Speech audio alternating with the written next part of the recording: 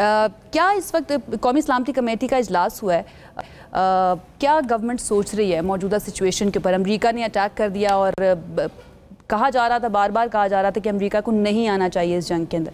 America ने attack कर दिया, पाकिस्तान की क्या पोजीशन है? बिस्मिल्लाहिर्रहमानिर्रहीम। देखें, जो बयानिया आया नेशनल सिक्योरिटी काउंसिल का, उसमें मुकम्मल क्लैरिटी है कि ये जो 3 न्यूक्लियर साइट्स के ऊपर हमला हुआ है अमेरिका की तरफ से, ये ना सिर्फ यूनाइटेड नेशंस के चार्टर की इंटरनेशनल लॉ की, बल्कि IAEA की जो रेजोल्यूशंस हैं और उनका जो भी कानून है उसकी वायलेशन है, और ये नहीं होना चाहिए था, और ये एक अनप्रोवोक्ड हमला था।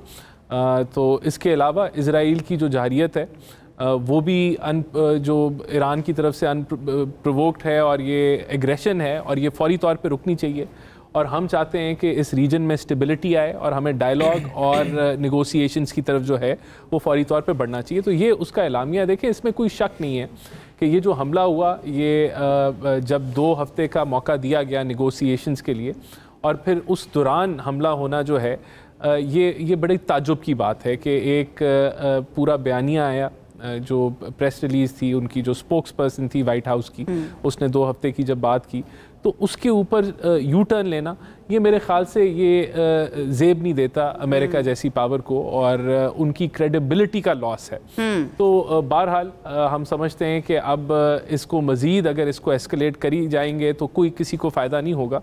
तो पाकिस्तान जो है वो भरपूर कोशिश कर रहा है। अभी भी जो यूनाइटेड नेशंस की सिक्योरिटी काउंसिल का इजलास बुलाया, उसके अंदर पाकिस्तान, रशिया और चाइना जो था वो अव्वलीन ये इन्हीं तीनों मुल्कों ने तलब किया, और हम इंगेज्ड हैं रीजनल जो स्टेक होल्डर्स हैं उनके साथ भी, और ओवरऑल भी हम कोशिश कर रहे हैं कि इस पाकिस्तान वैसे कर क्या सकता है इस पोजीशन के अंदर? अभी रिसेंटली एक मुलाकात भी हुई है फील्ड मार्शल आसिम मुनीर की प्रेसिडेंट ट्रंप से, वो भी बहुत बड़ी एक कामयाबी करार दी जा रही थी।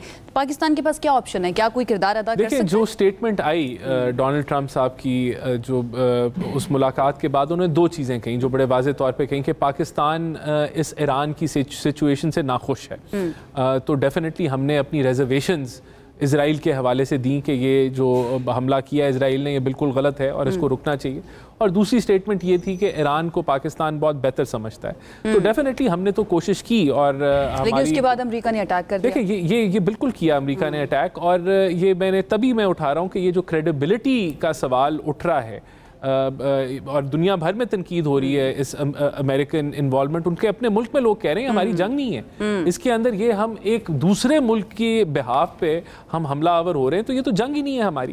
तो ये तनकीद बिल्कुल दुरुस्त है, और मैं तो बिल्कुल, मैंने क्रेडिबिलिटी के ऊपर भी बात की, उसके ऊपर भी सवाल उठता है कि नाउ हु विल ट्रस्ट। अब ये ट्रस्ट डेफिसिट एक पैदा हो गया कि जो भी स्टेटमेंट अगर अमेरिका देता है नेगोशिएशंस के हवाले से, अगर चीज़ें आगे बढ़ रही हैं तो आप खुद ही उसको सैबोटाज कर देंगे। तो ये बिल्कुल सवाल उठता है।